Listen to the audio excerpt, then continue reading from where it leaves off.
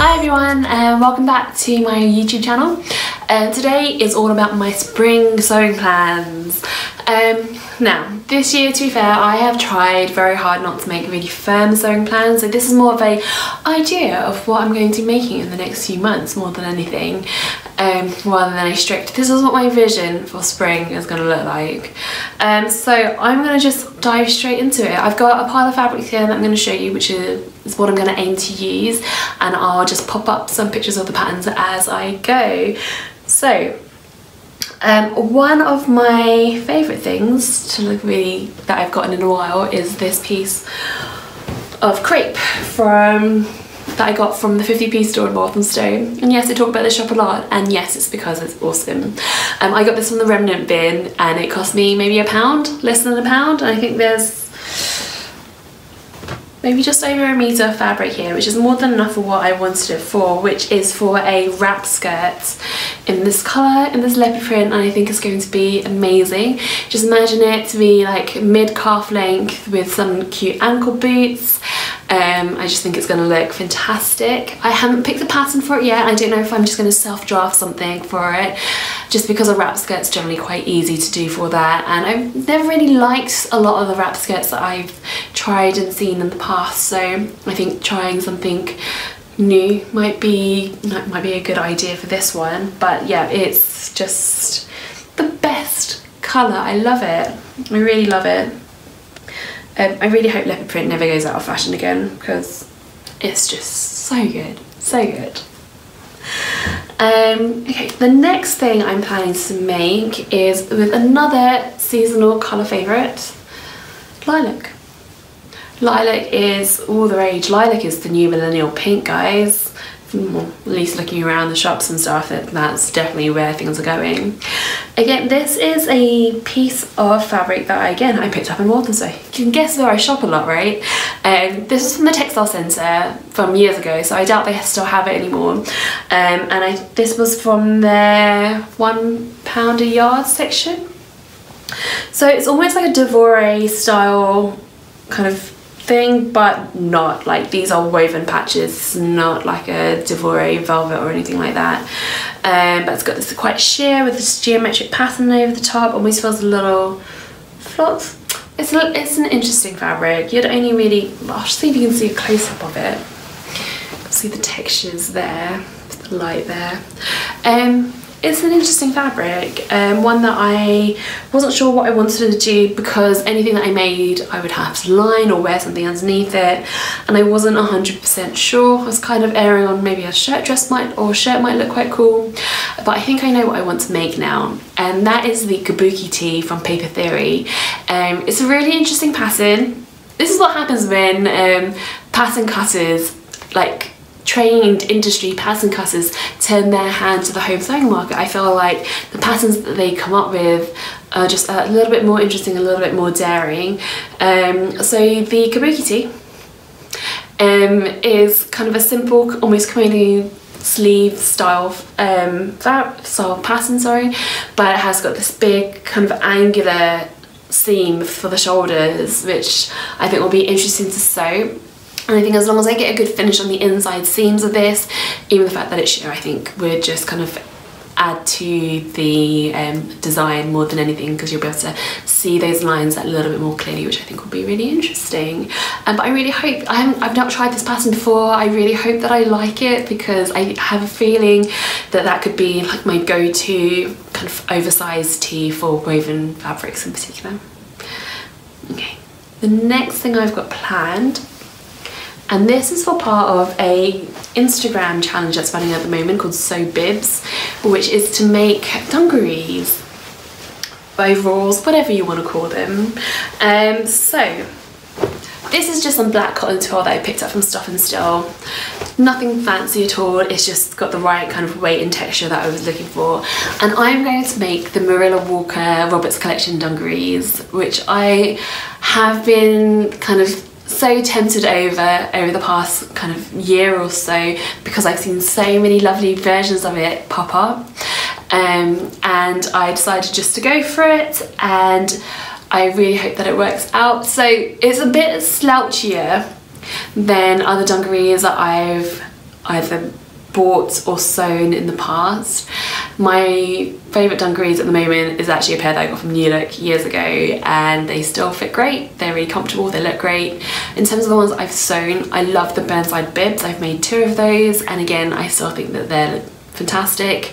I'm tending to find with, like, you know, with time that the wraparound strings that come with the burnside bibs is getting a little bit frustrating. More of a, this is a lot of faff going to the bathroom on that front, but actually they work really well. But I wanted to try different shapes, so these ones are just a lot wider around the hip and the waist area, and so they're much slouchier, much more, you know, kind of lazy around the house kind of thing. It does sound like I do that a lot, isn't it? I just lazy around the house. I'm either lazy around the house or sewing, so I've got to dress on both occasions. And so that's what I'm going to make out of these. I'm really hoping that they work out well, because I hope that this will be kind of another kind of go-to pattern too. Another thing I got from Stoff and Stil recently is this most fantastic jersey, which I'll pull out. Let's go bananas for some bananas, right?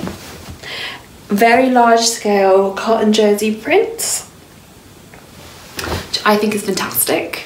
I love that pop of colour from the yellow. That is like the brightest bananas you can get. And it's on this kind of soft peachy beige backing. It's quite a thin fabric. It's like a typical cotton lycra jersey mix. And I would like to make, I think I'm going to make the Kyoto pattern, the Papercut pattern, but where it's got the sleeve here, I'm planning to kind of emphasise that and have some sort of bigger sleeve with it, and then keep it a bit cropped. It's a little bit street, a little bit hip, kind of, not really. I might be too old for this, but you know, what's the harm in trying it, right? I think it could look quite cool, it could look awful, but it is a risk that I'm willing to take. I've got one other bit of jersey that I'm really aiming to use over the next couple of months. I really don't want to have this just sitting around, and that is this gorgeous piece of loop back sweatshirting that I got from the Knitting and Stitching show.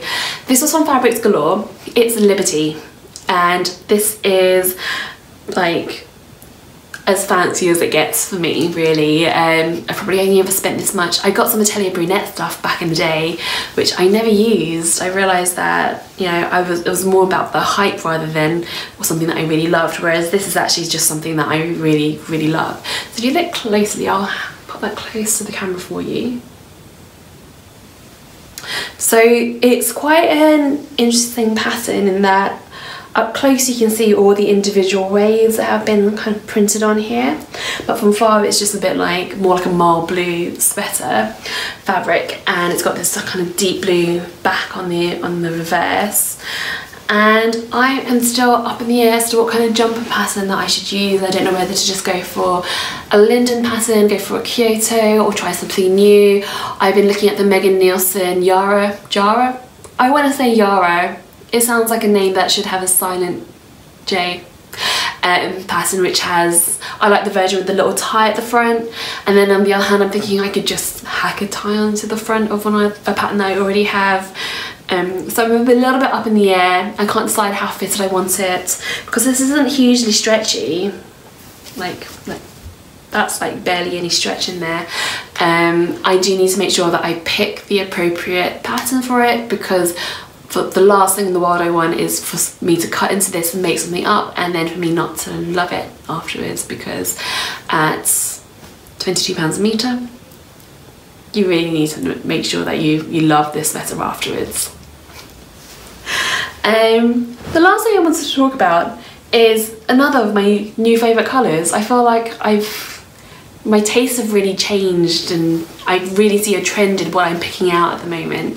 So one half of it is all the lilacs and the pastels, which, you know, kind of for spring is really perfect. And the other side of things is this love for this deep forest green colour, which is never something, again, not something that I've really ever kind of aired towards. I've never really been much of a green person, I'll be honest, in terms of wardrobe choices.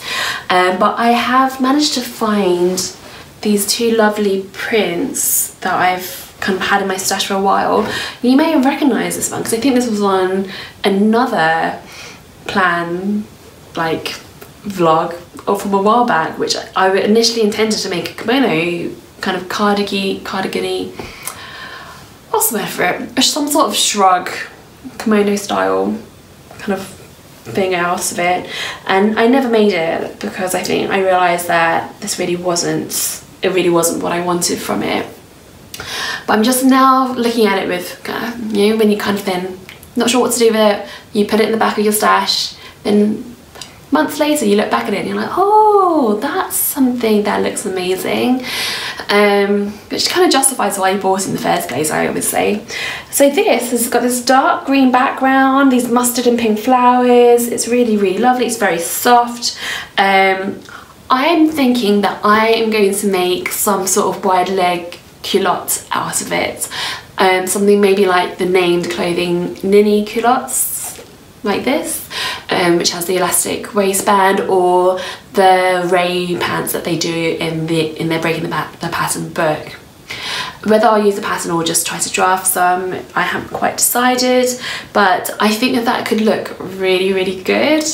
I'm really quite excited about making that now as well, and I think that they'll be really comfortable and a great transition piece from this kind of springish weather where it's like not really cold but not warm, and up through summer. I think that could look really good. It might be a good holiday trouser as well.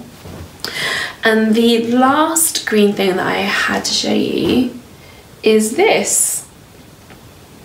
This is a fabric that I got from Stoff and Stil, I think in my last order last year, so it must have been September, October time.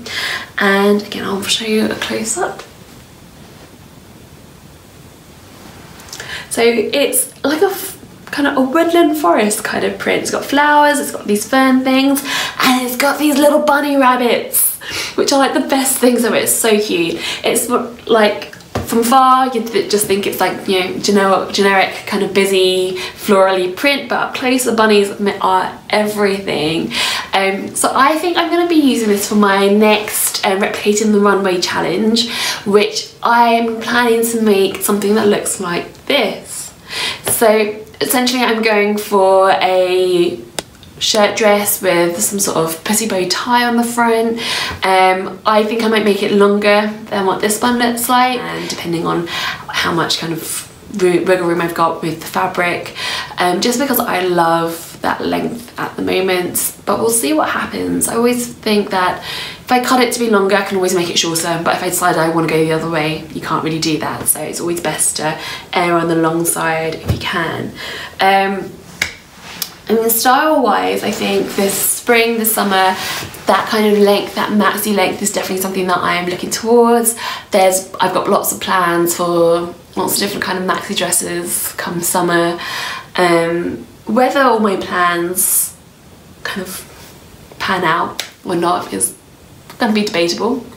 I think that I'm just leaving myself a lot of wiggle room at the moment because I'm not holding myself to anything. You guys better not hold me to any of these makes as well. I'm just putting this all out there so you guys get a little feel for what might be coming up soon.